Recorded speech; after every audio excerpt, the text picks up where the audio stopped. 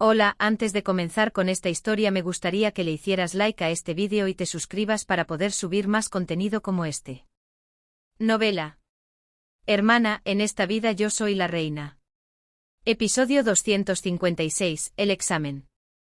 El camino de regreso a casa, escoltada por Rafael, fue extremadamente incómodo.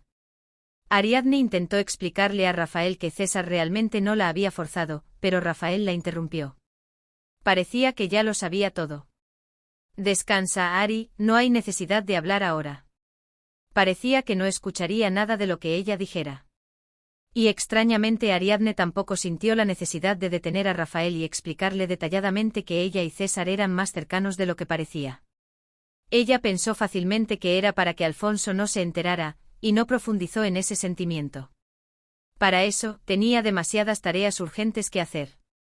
Lo primero que hizo Ariadne al regresar a casa fue ir a su estudio. Drrr. En el cajón del escritorio abierto con brusquedad, había varios documentos y útiles de escritura ordenados. Pero lo que Ariadne buscaba no eran los objetos dentro del cajón.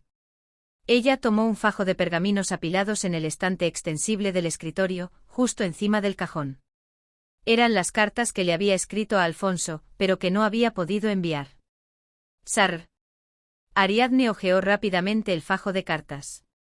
Y pronto se dio cuenta. Esto era de lo que hablaba mi hermana Isabella.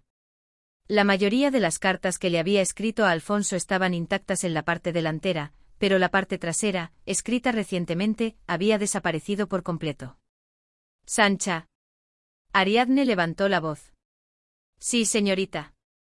Trae a Anna y Vicente y a un par de sirvientas de confianza más. Sancha tiró rápidamente de la cuerda en la habitación para llamar de inmediato a Anna y Vicente. Sancha les dio los nombres de un par de sirvientas más y les dijo que las trajeran. Ariadne le dijo a Sancha con el rostro enfurecido. Vamos a la habitación de mi hermana Isabella. Van. Ariadne, liderando a la jefa de sirvientas Sancha y a sus sirvientas directas, abrió de golpe la puerta de Isabella. Dios mío. Siena, la sirvienta personal de Isabella, que estaba sentada sola en la habitación de Isabella disfrutando de un descanso sin su ama, se sobresaltó y miró a Ariadne. Oh, señorita Ariadne, no, condesa, que la trae por aquí. Quítate. Fue Sancha quien empujó bruscamente a Siena. Sancha dio órdenes a las demás sirvientas. Revisen todo a fondo. Sí. Siena soltó unos cuantos gritos cortos, pero no impidió activamente a Sancha y a sus sirvientas. Aunque no llevaba mucho tiempo en la familia de Mare, parecía tener la suficiente perspicacia para saber quién tenía el poder. Sancha y las sirvientas revolvieron la habitación de Isabella, buscando el objetivo. Sacaron los cajones y los volcaron en el suelo, abrieron los armarios y sacudieron toda la ropa, arrojándola al suelo de madera. Solo se escuchaban los ay de Siena, más preocupada por su trabajo que por la lealtad. En medio de todo eso, resonó la voz de la sirvienta Vicente, llena de alegría. Creo que lo encontré, señorita. Vicente sostenía un fajo de pergaminos que estaba en el fondo del baúl donde Isabella guardaba su seda, y lo agitó en el aire. ¿Es esto? La mayoría de las sirvientas, excepto Sancha, eran analfabetas, por lo que no podían saber si el fajo de pergaminos era lo que buscaban. Ariadne tomó el fajo de pergaminos que le entregó Vicente y lo hojeó rápidamente. Querido Alfonso. A medida que el clima se enfría, me preocupo aún más por ti. Aunque se dice que la Tierra Santa tiene un clima más templado que San Carlo, el campamento militar no puede ser un lugar cómodo para vivir.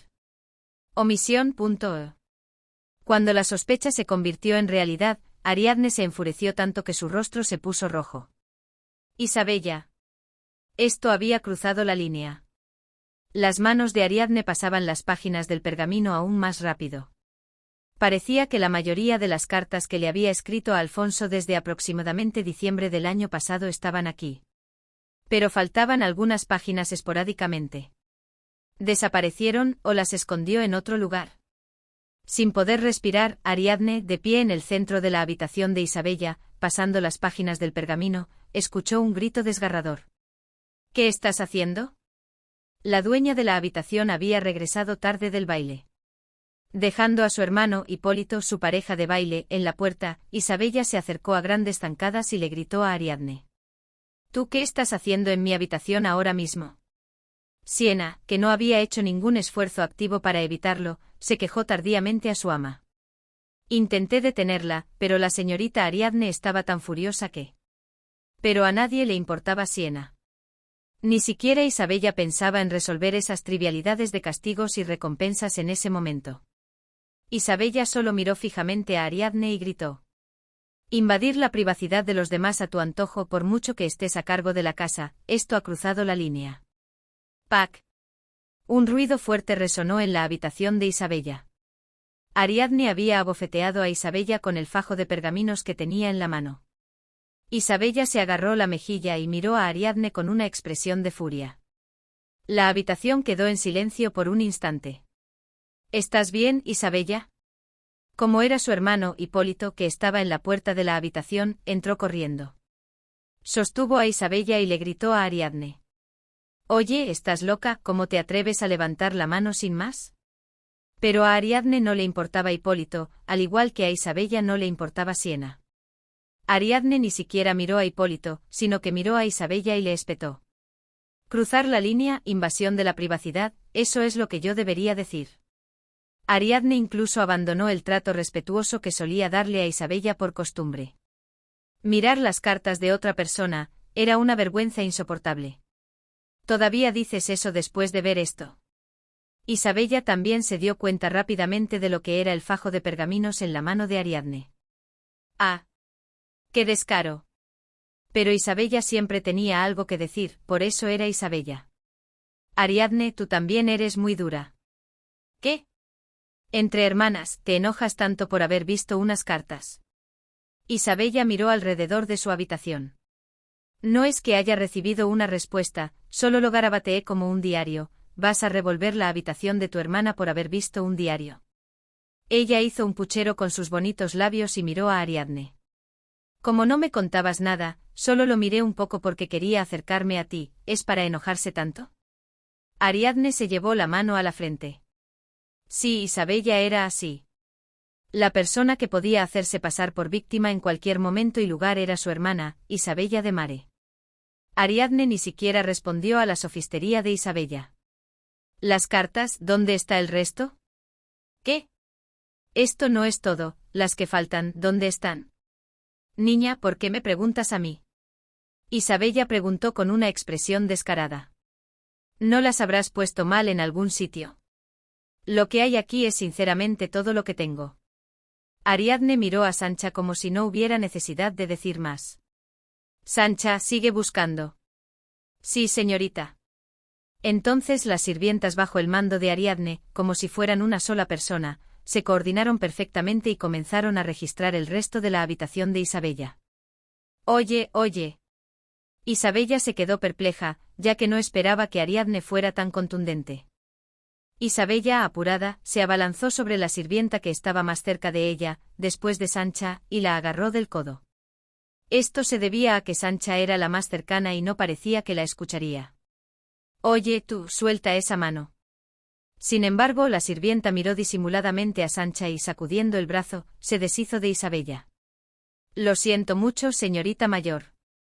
Isabella, cuyo único ejercicio era caminar con un corsé de ballenas y enaguas, fue apartada impotentemente por el simple movimiento del brazo de la sirvienta.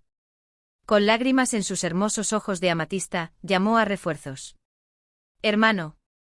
Sin embargo, Hipólito, que había estado con ella, ya no estaba a la vista. ¿A dónde se fue? El rostro de Isabella se tiñó de nuevo de consternación. Empezó a sospechar que Hipólito la había abandonado y había huido. Pero afortunadamente Hipólito no era tan desleal. Pronto reapareció, trayendo consigo a un salvador. ¿Qué pasa hoy otra vez? El refuerzo que Hipólito trajo era el cardenal de Mare, que parecía muy cansado. El cardenal de Mare, al ver la habitación de Isabella hecha un desastre, ya se había hecho una idea de la situación. Isabella, ¿le robaste las joyas a tu hermana? Isabella saltó. Papá, ¿qué crees que soy? El cardenal de Mare reprimió la lengua que quería responder en su fuero interno. Te pregunto porque te veo como eres. Educar a los hijos es realmente difícil. Alimentarlos, vestirlos y darles un techo y encima tener que complacerlos. No, no son joyas. En realidad, miré a escondidas el diario de Ariadne, y ella se enojó tanto por eso que puso la habitación patas arriba. Ariadne espetó con un nudo en la garganta.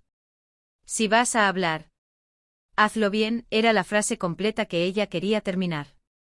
Ariadne tenía la intención de suplicarle a su padre que lo que Isabella había hecho no era solo una trivial discusión entre chicas, sino un incidente en el que ella había ido a su prometido para instigarlo a romper el compromiso. Pero de repente dos pensamientos la detuvieron. ¿Realmente quiero mantener mi compromiso con César? ¿Y cuánto puedo confiar en mi padre? El cardenal de Mare sabía que ella había sido cercana al príncipe Alfonso. Pero no sabía hasta qué punto, y mucho menos que más tarde estaba disfrazando los fondos del hogar de Rambouillet como fondos de la Santa Sede y enviándolos a la Tierra Santa. ¿Mi padre cooperaría de buena gana para enviar fondos a la Tierra Santa? Podría haber fingido ignorancia y presionado para que los fondos ilícitos del hogar de Rambouillet se incorporaran a la fortuna de la familia de Mare. Todos los que conocían con precisión al creador de los fondos ilícitos y sus detalles estaban muertos. Una persona que solo conoce un esquema general está en una posición fácil de matar. El origen de ese dinero era ilícito, y no había nadie que pudiera reclamarlo. Tenía todas las condiciones óptimas para la malversación. Y el cardenal de Mare era una persona capaz de hacer eso y más. Ariadne no tenía ni idea de lo que el cardenal de Mare estaría pensando. Aunque había regresado a una vida, las personas que le habían causado cicatrices en su infancia, y entre ellas, especialmente Lucrecia y el cardenal de Mare, eran aterradoras y difíciles de comprender. Mientras Ariadne guardaba silencio, las sirvientas de Ariadne registraban diligentemente la habitación de Isabella. Esto se debía a que eran personas de Ariadne, no del cardenal de Mare. Basta. Molesto porque las sirvientas de Ariadne no le prestaban atención a pesar de que él había entrado, el cardenal de Mare levantó la voz a las sirvientas encabezadas por Sancha. Ya es suficiente. Hasta ahí. Y al mismo tiempo que esas palabras, Ariadne también tomó una decisión. Dejar que las cosas fluyeran con César, ver qué pasaba. No esforzarse por eliminar todas las variables ni suplicarle amor, ni desahogar su ira, sino simplemente seguir el curso del río para ver cómo fluía. Ese sería el destino. Entendido, padre. Ariadne respondió dócilmente. Sancha, volvamos. Sí. Pero aún no hemos encontrado. Ya hemos encontrado suficiente. Tan pronto como esas palabras cayeron, las sirvientas se reunieron rápidamente alrededor de Sancha. Por supuesto, ninguna de ellas limpió el desorden que habían hecho.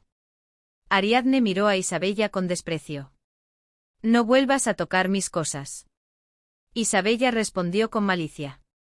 Qué tacaña entre hermanas. Te lo advertí claramente. Ariadne miró a Isabella con una emoción cercana al odio.